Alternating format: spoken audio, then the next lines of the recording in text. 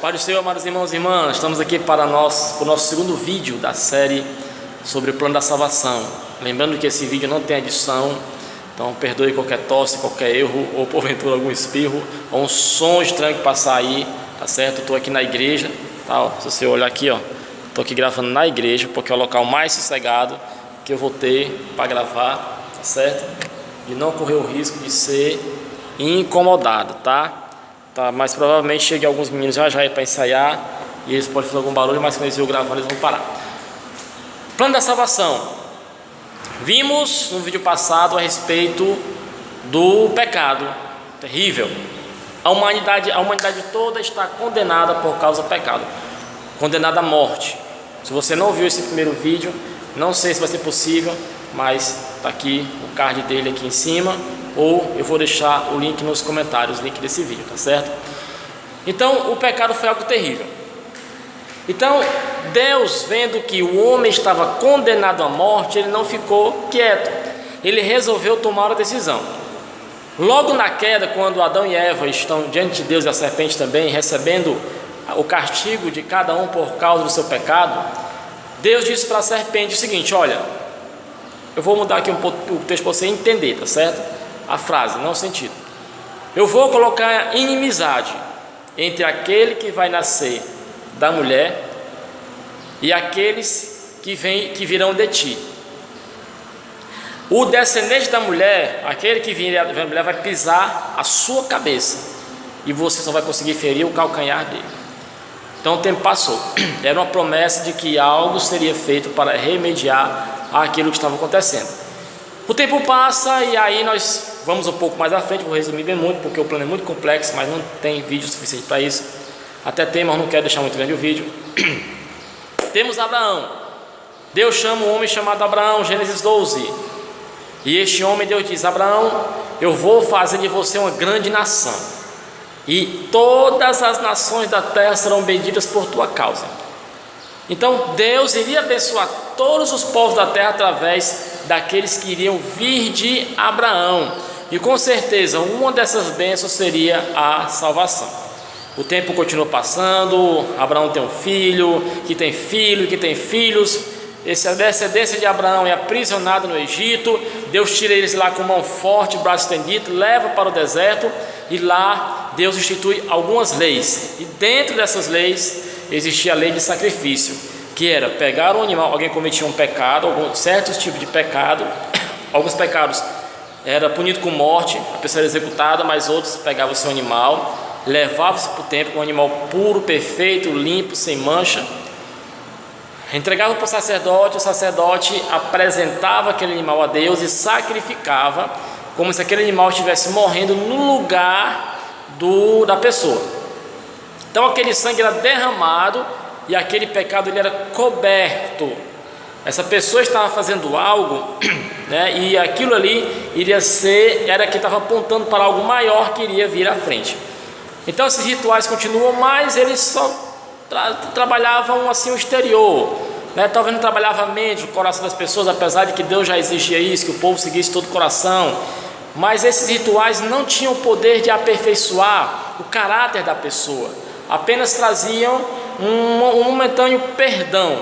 Alguns não, alguns faziam com amor, tá, mas outros faziam quase que um ritual meio que da boca para fora, certo? O tempo passa e os rituais continuam. Só que esses rituais apontavam para algo maior, apontavam para um sacrifício maior. As pessoas faziam esses rituais na fé de que Deus iria levantar um Salvador. Elas obedeciam, faziam de coração, seus pecados eram cobertos. Até que, de acordo com Gálatas capítulo 4, versículo 4, na plenitude dos tempos, Deus envia o seu Filho ao mundo, nascido de mulher, nascido sob a lei. Jesus Cristo de Nazaré, o Verbo vivo, o Deus que se fez carne, de acordo com João capítulo 1, versículo 1. Ele vem à terra habitar conosco, ele mora conosco, ele prega, ele ensina a verdade, e ele deixa bem claro: eu sou o Cordeiro de Deus. Ele era aquele que iria tirar o pecado do mundo. Até então apenas sangue de animais, de bodes, estavam cobrindo o pecado da humanidade. Mas só que deveria haver um sacrifício perfeito, De acordo com Romanos 6:23, o salário do pecado é a morte. O pecador deveria morrer. Só que Deus não quer a morte do pecador. Deus quer que o pecador tenha vida. Deus quer que o pecador tenha uma nova chance. Deus quer que o pecador tenha um novo começo, tenha uma nova oportunidade. Então Jesus vem ao mundo, ele se apresenta como aquele que iria tirar o pecado da humanidade, o sacrifício perfeito. Jesus não cometeu um pecado sequer. Em Mateus 4:4, Satanás o tenta, mas não consegue. O livro de Hebreus, eu vou deixar a referência aqui embaixo, registra que Jesus foi tentado em tudo, mas ele não cometeu pecado. Se Jesus não cometeu pecado, se Jesus não nasceu no pecado, porque ele foi concebido pelo Espírito Santo dentro da Virgem Maria, então ele não nasceu debaixo do jugo do pecado como eu e você.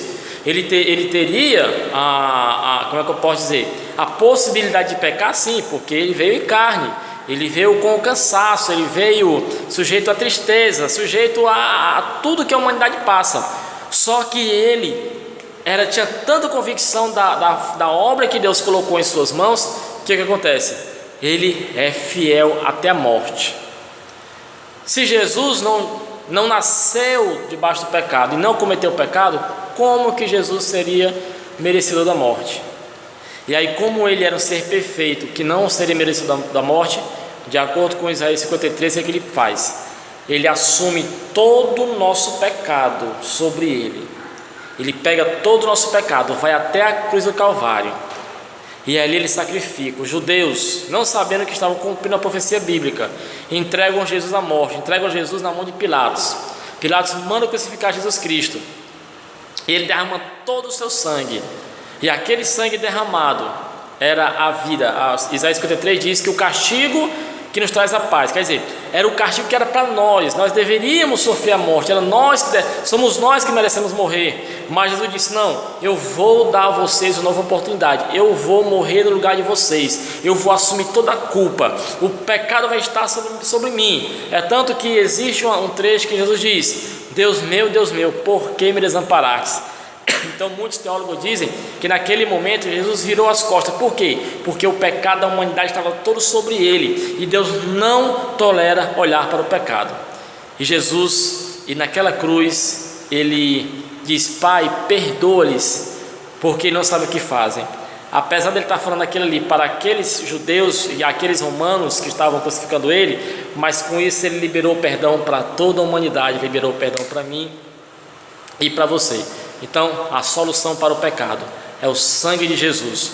Somos merecedores da morte, somos merecedores de sermos condenados ao inferno, mas Jesus veio para nos dar uma nova chance. Ele disse: eu vim para desfazer as obras do diabo. Olha só, Jesus é o cumprimento daquela profecia bíblica lá de Gênesis capítulo 3, versículo 15. Ele é a solução para o pecado. Só ele consegue tirar o pecado da humanidade, como diz o João Batista lá no Evangelho de João: eis o Cordeiro de Deus que tira o pecado do mundo.